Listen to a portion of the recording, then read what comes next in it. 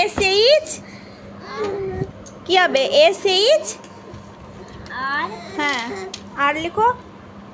না হ্যাঁ আর পি এর মতো বের করা যেটা প্যার মধ্যে বেটা এস এইচ আর আই হ্যাঁ তারপরে তারপরে ওয়াই হুম ওদিকে না হ্যাঁ তারপরে তারপরে ওয়াই তারপরে বলো তারপরে এ হ্যাঁ তারপরে হ্যাঁ তারপরে এন এন কেমন আপ নো হ্যাঁ গুড তাহলে কি হলো এটা S H R I Y A A N কি হয় ইয়ান শ্রেয়ান। সোনা এখন সবেমাত্র নিজের নামটা লিখতে শিখেছে আর সেটাই তোমাদের সাথে শেয়ার করলাম। আর দেখো আমাদের একটা চৌকি ছিল এক্সট্রা, যেটা বাইরেই রাখা থাকতো, ঘরে কোথায় রাখবো বলে জায়গা পাচ্ছিলাম না, তো সেটাই দেখো আমাদের খাটের সঙ্গে ফিক্সড করে নিয়েছি, যার জন্য খাটটা বড় হয়েছে। আর এই আলাদা চৌকিতে তোষক দিয়ে এখানে 30কে শোয়ার জায়গা করে দিয়েছি, তো ও ওখানেই শুচ্ছে। আর আমাদের একটা ঘরেই এসি চলছে, তো তার জন্য খুব ভালোই হয়েছে, আমরা সবাই মিলে একসাথে শুতে পারছি। আর এদিকে দুই ভাইয়ের দেখো খেলা, একজন লাফাচ্ছে আর একজন সেটা দেখে ভীষণ আনন্দ পাচ্ছে। ভাই দেখো বারবার বলছে আর লাফিয়েই যাচ্ছে, আর ভাই সেটা দেখে ভীষণ আনন্দ পাচ্ছে।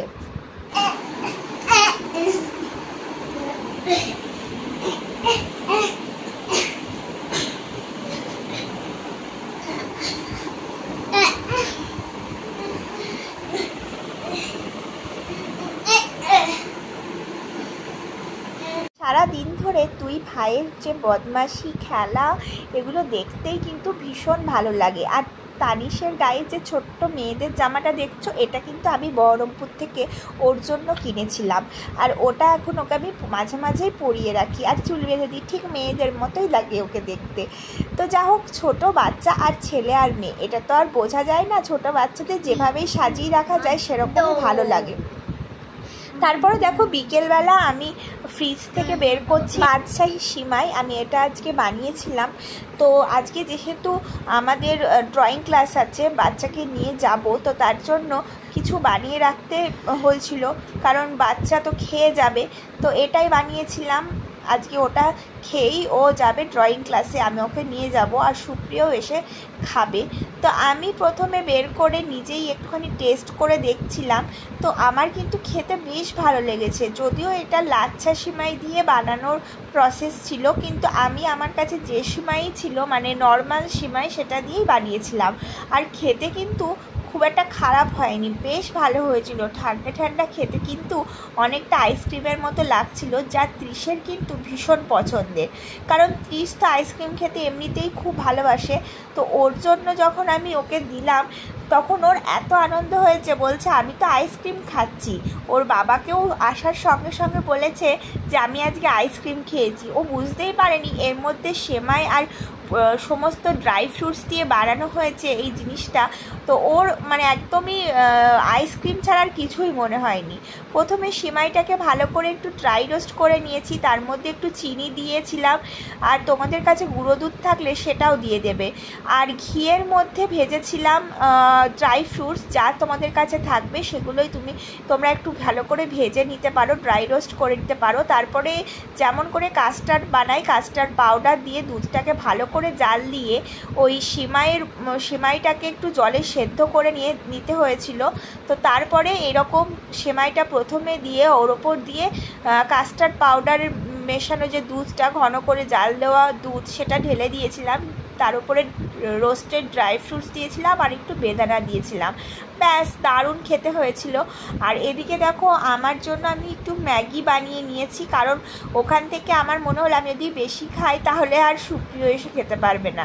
তো তানিশও উঠে টুকটুক করে দেখছে, ওকেও রেডি করে নেব, আর আমি এদিক ত্রিশকে খাওয়াটা কমপ্লিট করে নিচ্ছি। এদিকে ত্রিশও খেয়ে নিয়েছে, ওকে রেডি করিয়ে নেব, তানিশকে রেডি করাবো, নিজে রেডি হব।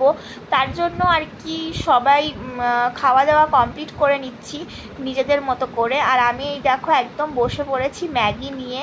ম্যাগি কিন্তু আমার গরম গরম খেতে ভীষণ ভালো লাগে। আমি ত্রিশকে দিই না, ত্রিশকে এসব দেওয়া একদমই বারণ, ডক্টর বলেছে ফাস্ট ফুড একদম দেওয়া যাবে না, তার জন্য ত্রিশকে দিই না। কিন্তু আমি নিজে কিন্তু খুবই খাই, কারণ এটা খুব কম সময়ে তৈরি হয়ে যায়, ঝটপট, আর খেতেও খুব ভালো লাগে। তাই আমি মাঝে মাঝেই যখনই আমার খেতে ইচ্ছা করে একটু চটপটা কিছু, তখনই আমি ম্যাগি বানিয়ে নিই।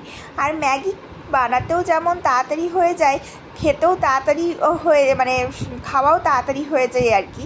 তো আমরা দেখো রেডি হয়ে চলে গিয়েছি ম্যামের বাড়িতে। আর ম্যামের বাড়িতে তো সুন্দর করে আমাদেরকে বসার একজন একদম রুম দিয়ে দিয়েছে, একদম সেটা এসি আছে। তো আমাদের দুজনের তো কোনো অসুবিধেই হয় না। ত্রিশ ওদিকে আঁকা করে আর আমরা দুজন এদিকে এখানে বসে বসে এরকম খেলা করি, গল্প করি দুজনে। আমি ছোটটাকে খুব আদর করি। তো এই সময়টা আমরা দুজন মিলে খুব আনন্দ করে কাটাই। সত্যি বলতে কি ওরা এত ভালো যে মানে ওদের বাড়িতে গিয়ে আমার না মনেই হয় না আমি একটা পরের বাড়িতে এসেছি। ছোটো বাচ্চা নিয়ে যাই বলে ওনারা সব সময় আমার জন্য ব্যস্ত হয়ে থাকেন। সব সময় বলেন যে আমার কোনো কষ্ট হচ্ছে কি না, আমার বাচ্চাকে নিয়ে কোনো রকম আনকমফোর্টেবল ফিল হচ্ছে কি না, সেদিকে কিন্তু ওনারা সবসময় লক্ষ্য রাখেন এবং মানে বলেনি যদি কোনো রকম কোনো অসুবিধা হয় আমাদেরকে বলবেন। আর একটা দেখো আমাকে খুব সুন্দর কমফোর্টার দিয়েছে, যেখানে আমি বাচ্চাকে শুয়ে রাখতে পারি। এখন যেহেতু তানিশ সোফায় বসে থাকতে চায় না, তাই ওর জন্য মেঝেতে আমরা দুজন মিলে বসি। আর এই জন্য কমফোর্টারটা দিয়েছে, যেহেতু এসি চলে তার জন্য এর মধ্যে বাচ্চাকে শুয়ে রাখলে বাচ্চার ঠান্ডা লাগবে না, তার জন্যই দিয়েছে। তো এই দেখো ও খেলছে আর আমিও দিকে বসে বসে ওর সাথে সময় কাটাচ্ছি।